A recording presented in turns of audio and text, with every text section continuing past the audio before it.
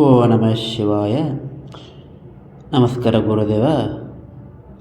ಶರಣಾರ್ಥಿ. ಬೀದರ್ ಜಿಲ್ಲೆ ಔರಾದ್ ತಾಲೂಕಿನ ಸುಂದಾಳ ವೀರಭದ್ರೇಶ್ವರ ದೇವಸ್ಥಾನ. ಶ್ರೀ ವೀರಭದ್ರೇಶ್ವರ ದೇವಸ್ಥಾನ ಸುಂದಾಳ. ಗವಿ ಒಳಗ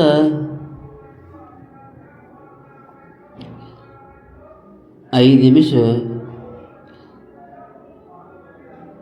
ಹೆಚ್ಚು ಕಡಿಮೆ ನಿಂತು ಈ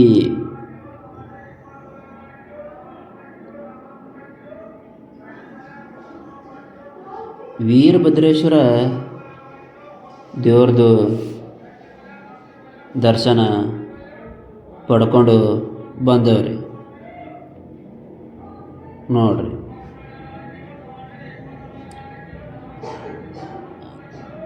ಅದರ ದರ್ಶನ ಆದ ಮೇಲೆ ಮನಸ್ಸಿಗೆ ಒಂಥರ ಸಮಾಧಾನ, ಶಾಂತಿ ಅನ್ನಿಸ್ತದೆ. ನೋಡ್ರಿ,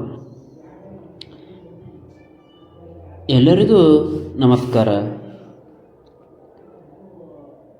ಇವತ್ತು ನಾವು ಎಲ್ಲಿ ಬಂದೀವಿ ಹೇಳಿದ್ರೆ, ಬೀದರ್ ಜಿಲ್ಲೆಯ ಔರಾದ್ ತಾಲೂಕಿನ ಒಳಗೆ ಒಂದು ಸುಂದಾಳ ಅಂತ ಹೇಳಿ ಒಂದು ಊರು ಬರ್ತದೆ. ಆ ಊರ ಒಳಗೆ 100 ವರ್ಷ ಇತಿಹಾಸ ಇರುವಂಥ ಶ್ರೀ ವೀರಭದ್ರೇಶ್ವರ ದೇವ್ರದ್ದು ದೇವಸ್ಥಾನ ಅದ. ಅದೇ ದೇವಸ್ಥಾನ ನಾವು ಇವತ್ತು ಬಂದಿದ್ದೆವು. ರಾಕ್ಷಸ ಸಂಹಾರ ಮಾಡೋ ಸಲುವಾಗಿ ಶಿವ ಎತ್ತಿರುವಂಥ ರೂಪನೇ ಶ್ರೀ ವೀರಭದ್ರೇಶ್ವರ ರೂಪ. ಮತ್ತು ಪಾರ್ವತಿ ಮಾತ್ರ ಕಾಳಿಕಾ ದೇವಿ ರೂಪ ಧರಿಸಿರ್ತಾರೆ. ಇನ್ನೊಂದು ವಿಶೇಷ ಅಂತ ಹೇಳಿದ್ರೆ, ಈ ಸ್ಥಳದ ಒಳಗೆ ಒಂದು ಹೊಳಿ ದಂಡಿಗೆ ಸಿಕ್ಕಿರುವಂಥ ಮೂರ್ತಿ ಅದ. ಬೇರೆ ದೇವಸ್ಥಾನ ಒಳಗೆ ನೋಡಿರುವಂಥ ವೀರಭದ್ರೇಶ್ವರ ಸ್ವಾಮಿ ಈ ಮೂರ್ತಿಗೂ ಈ ದೇವಸ್ಥಾನ ಒಳಗೆ ವೀರಭದ್ರೇಶ್ವರ ಇರುವಂಥ ಭಾಳಷ್ಟು ಡಿಫ್ರೆಂಟ್ ಅದ. ಯಾಕಂದ್ರೆ ಇಲ್ಲಿ ಭಾಳಷ್ಟು ಹಸ್ತಗಳು ಕೂಡಿರುವಂಥ ವೀರಭದ್ರೇಶ್ವರ ಸ್ವಾಮಿ ಮೂರ್ತಿ ನೋಡ್ಬೋದು. ಗುಹೆ ಒಳಗೆ ಹೇಳಿ ದಂಡಿ ಸಿಕ್ಕಿರುವಂಥ ಮೂರ್ತಿ ತಂದು ಸ್ಥಾಪನೆ ಮಾಡಲಾಗ್ಯದ. ಇದು ಉದ್ಭವ ಮೂರ್ತಿ. ಇದು ನೋಡತ್ತಿರಲ್ಲ, ಇದು ಉದ್ಭವ ಮೂರ್ತಿ. ಯಾವುದೇ ರೀತಿ ಕೆತ್ತನೆ ಮಾಡಿರುವಂಥ ಮೂರ್ತಿ ಅಲ್ರಿ.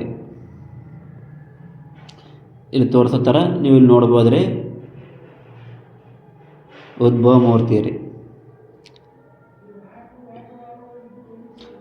ಅದು ಗುಹೆ ಒಳಗಿರುವಂಥ ದೇವರ ದರ್ಶನ ಪಡ್ಕೊಬೋದು ಸಲುವಾಗಿ ಇಡೀ ಕರ್ನಾಟಕದ ಜನ ಅಲ್ಲದೇ ಬೇರೆ ಬೇರೆ ರಾಜ್ಯಗಳು ಜನ ಬಂದು ದರ್ಶನ ಪಡ್ಕೊಂಡು ಹೋಗ್ತಾರೆ.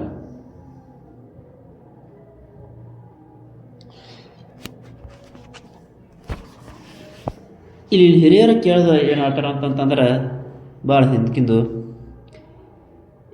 ಏನೋ ಸ್ವಲ್ಪ ಹೇಳಿದ್ರು. ಏನಪ್ಪ ಜಾತ್ರೆ ಯಾವಾಗ ಆಗ್ತದೆ ಅಂತಂತಂದ್ರೆ ಯುಗಾದಿ ಆಗ್ತದಂತ್ರಿ.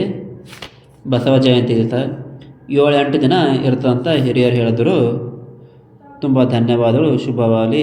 ಯೂಟ್ಯೂಬ್ ಚಾನಲಾಗಿ ಸಬ್ಸ್ಕ್ರೈಬ್ ಮಾಡ್ಕೊಳ್ಳಿ. ಫೇಸ್ಬುಕ್ ಇದಾಗ್ರಿ, ಇನ್ಸ್ಟಾಗ್ರಾಮ್ ಇದಾಗ್ರಿ. ಲೈಕ್ ಮಾಡಿರಿ, ಫಾಲೋ ಮಾಡಿರಿ, ಶೇರ್ ಮಾಡಿರಿ, ಸಪೋರ್ಟ್ ಮಾಡಿರಿ. ತುಂಬ ಧನ್ಯವಾದಗಳು. ಹಿರಿಯರ ಆಶೀರ್ವಾದ ಚಿಕ್ಕರ ಮ್ಯಾಗಿರಲಿ. ಶರಣಾರ್ಥಿ. ನಾವು ದರ್ಶನ ನೋಡಿ ಬಂದೀವಿ.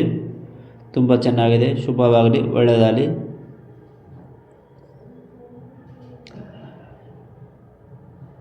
ಓ ನಮಃ ಶಿವಾಯ.